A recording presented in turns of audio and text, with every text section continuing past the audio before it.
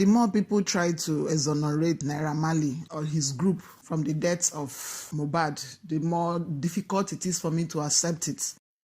Because for Imole Mohbad to continuously live in fear and always shouting, I don't want to die, or making it very clear that he doesn't want to die or he's afraid, why would a normal human being have that constant feeling, a young boy in his prime, have that constant feeling of something can happen to me? This is because he knows the dangers he portends to be where he is.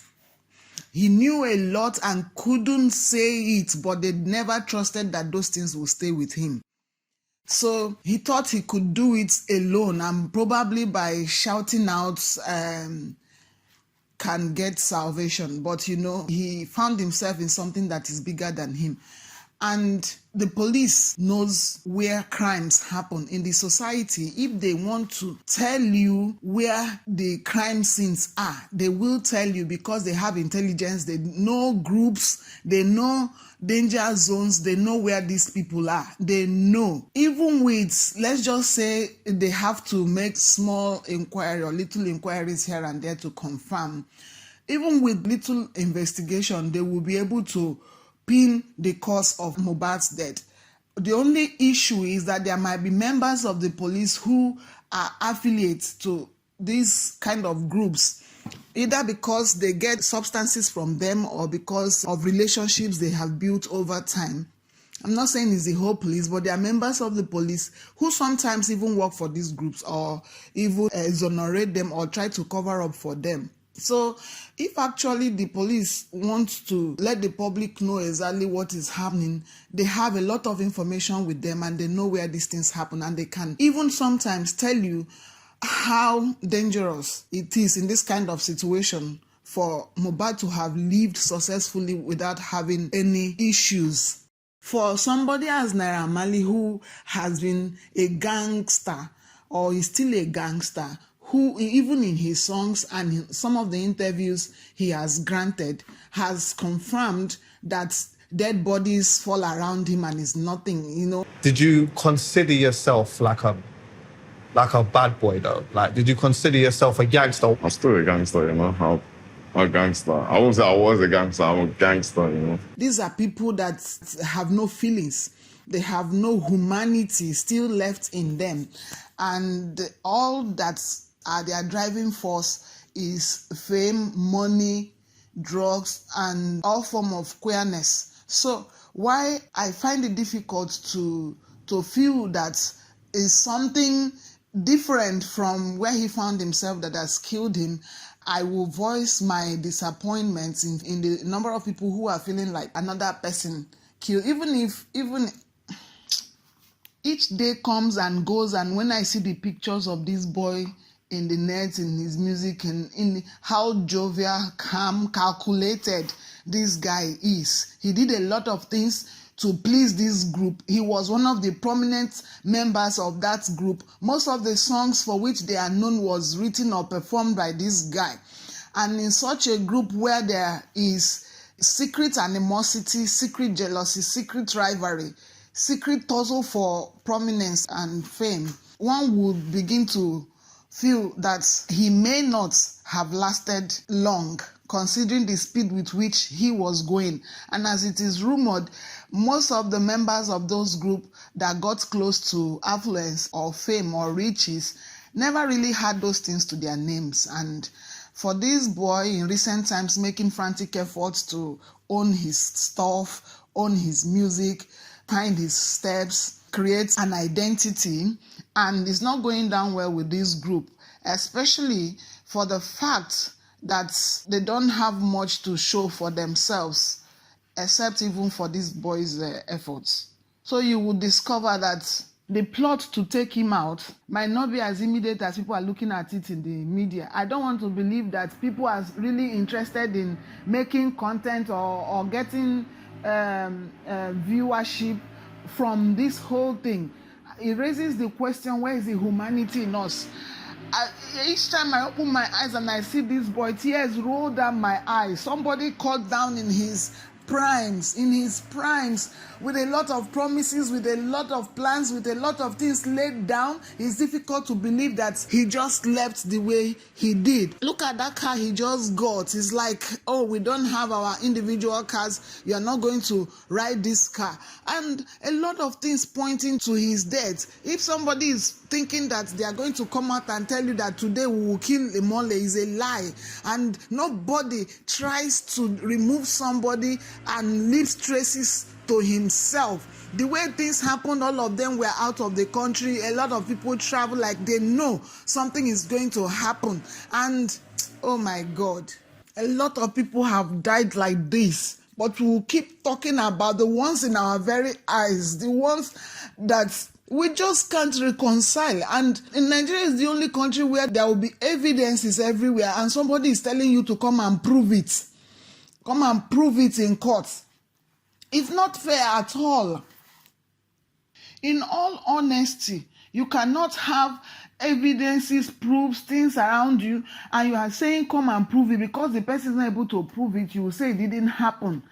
Proof or no proof does not remove simple facts and logic from us. And then even if you are saying that that group did not mastermind the death of this boy, but they at least played a significant role in whatever happened leading up to his death. And there are significant efforts trying to remove attention from the real issues, putting it on the wife, putting it on the family, putting on. One thing is this, even if there were happenings among the boy and his wife, that may not be the immediate cause of the boy's death, because families have issues and they can talk about it. If you also listen to that voice note where he's saying the wife, that was a private conversation. It's somebody that put it in the public. But the one he was shouting out the Malian group and saying if anything happens to me, it's Malian music that killed me. That was a public notice. He said, everybody listen. He said, everybody listen. If anything happens to me, this person, he's telling the public. Whichever conversation he had with his wife, he didn't tell the public. He was talking to the wife. Meaning that he never wanted the public to believe that is his wife. That was a private conversation. And somebody is pointing your attention to something you should know, and you want to divert attention. It's still mischief and mischievous people that want to pull that private conversation to say that is where he wants us to go to. Unfortunately, the boy is not alive to talk for himself. And the way things played out, that there was not even a moment, a close to death moment where he was seen, or where he was struggling, or where he tried to reach out to people who will know what killed him. The death was so instant and clean that we are battling to resolve it, and nobody's talking about those moments that he died. I've asked the question, where was he and with which people? What was the immediate cause of that? At that time, when life has gone out, who and who were there? What would they say? After that performance he had in Ikorodu, where did he go next? To his house? To where? What and what did he eat? Who and who were with him? Some people can be playing out a larger script. It's not the people that wrote that script that will play it out. They will use agents, individuals, happening scenarios to act it out. And it's not even when things like this are planned that they are carried out. So for somebody saying it's not Mali, it's not this one, that is your business. The boy was in serious danger. I know everything that happens in that place. Do you know that day I went to that house, I slept at the security gate. I didn't know how to get home. I had to tell people that people are chasing me. They list you a drug. That drug does not, that drug, when they list you that drug, you will not know where you're coming from. You don't know where you're going to. That drug is like MD. They'll put into your NSC or in your water or in your drink. They kept me, C Black was one that told Nayamari to give me that thing. I had to go to the gate to tell the security that people are chasing me. I don't know that chasing me. That drugs make you feel like people are chasing you. Do you understand? When they chase you, when they chase the things that you're supposed to say. I've been in that place when the girl lost her life. Yo, I'm just trying to keep myself anonymous though. Mohbad knows about all these things. But bro, Sam Larry killed that boy. Everything that happened in that thing, Sam Larry, especially C Black. Y'all got an OC Black. Y'all got an OC Black. Y'all got an OC Black. C Black is the underneath dog that y'all don't know. That boy sold Mohbad out in Ikorodu. Maybe everything happened. It was C Black that gave the information that everything has gone down. There are people who will still know the danger this boy is in and are afraid to come and talk. What is the fear about?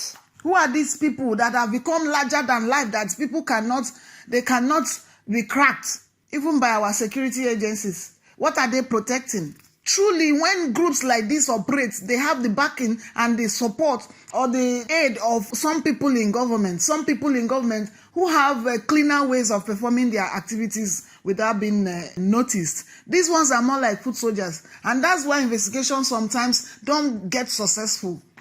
If the police in their investigation is respecting Naira Marley's second citizenship, he is also a Nigerian by naturalization, by nature, by inheritance, or by whatever. Citizenships are gotten in different ways. So they have to respect the fact that whatever happened on the Nigerian soil, and he is instrumental to it, and bring him to questioning and scrutinize him. Of course, Mohbad is a street boy and has nobody to fight for him. The boy has worked to move away from that cadre or strata of the society. And the time they started seeing his efforts yielding results, they started drugging him gradually. They started putting substances in his body, whether by conviction or whatever way they did it, to make this boy get useless by drugs. Because from the information we are gathering from the police investigation, the series of things that happened to him in his last days could be linked to these drugs and the reactions they have on his body. And one can even say that is the reactivity of the drugs with the injections he took in the last moments of his life that could have also sent him straight away to the grave. And knowing full well that this boy has a part and is moving speedily, they started killing him gradually. They started killing him gradually in such a way that they will not be linked to his death. For somebody who has been arrested in the UK for more than 100 times, 120 something times, he would have mastered the act of crimes and how crime investigations go. So they will have deniability, they will have a kind of insulation from the situation. So it's not surprising to me. You will also discover from that investigation that whatever anybody wants to say in crimes where they do investigations and consider remote causes, covert causes, overt causes, they wouldn't have ruled out all the things that has happened in this boy's life and the fact that he is in a group that is soaked in drugs. Since you people feel drugs are issues in the Nigerian society, why make it look like those things never happened? The drugs he's been soaked into by the same group has led to his demise.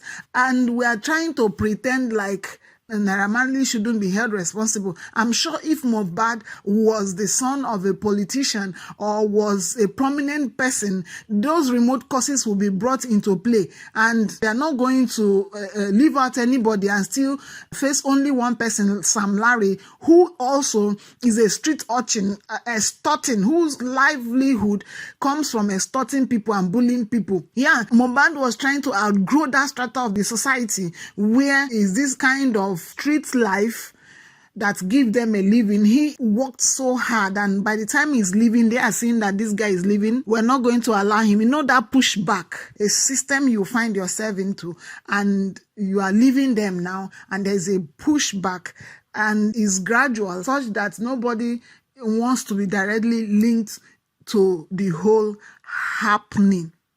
So when I say that nobody can tell me that the Malian and the Malian group is not responsible for Mohbad's death. If we are doing investigation and we really want to nip these things in the bud, earlier in my previous presentation, I said that I'm seeing it as one of the Nigerian situations that are in the news for like 2 weeks, and that is the third week. Why? Because the palpability in the society was so high that the police and the government had to come in to say they are doing an investigation to calm down the situation.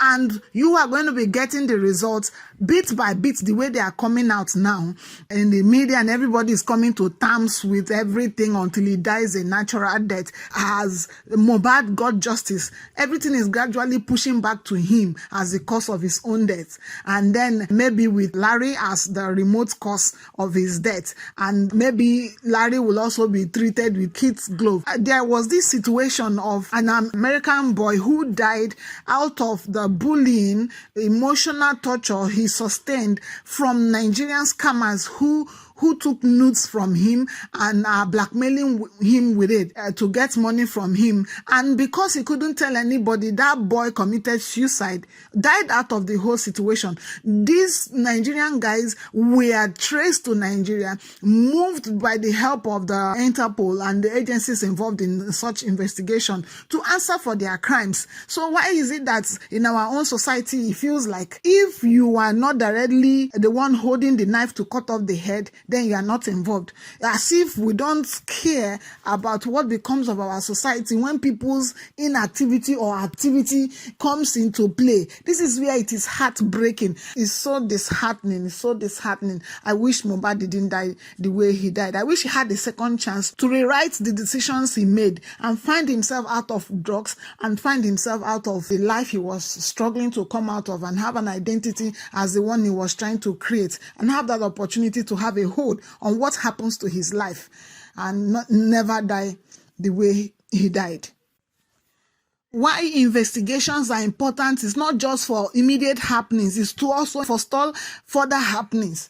There are many boys also who are going through the same thing that Mohbad went through. Now, we careful to see that this kind of things don't repeat. In Ikorodu now is a world of its own. Why do we have places where drugs are proliferated and nobody is doing anything about it? For a group that is so dreaded that will even bring the father of a boy that is dead to his knees, even in death, fear could be seen written all over his father.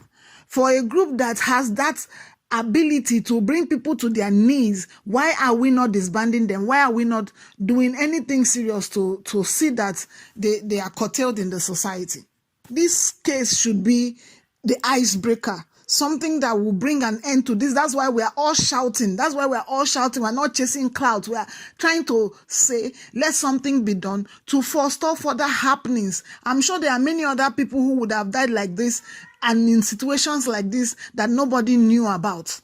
And listening to this Miracle Jameson's exposition on this matter comes to that same conclusion that Mohbad is a nobody and his matter is going to go like that of a nobody.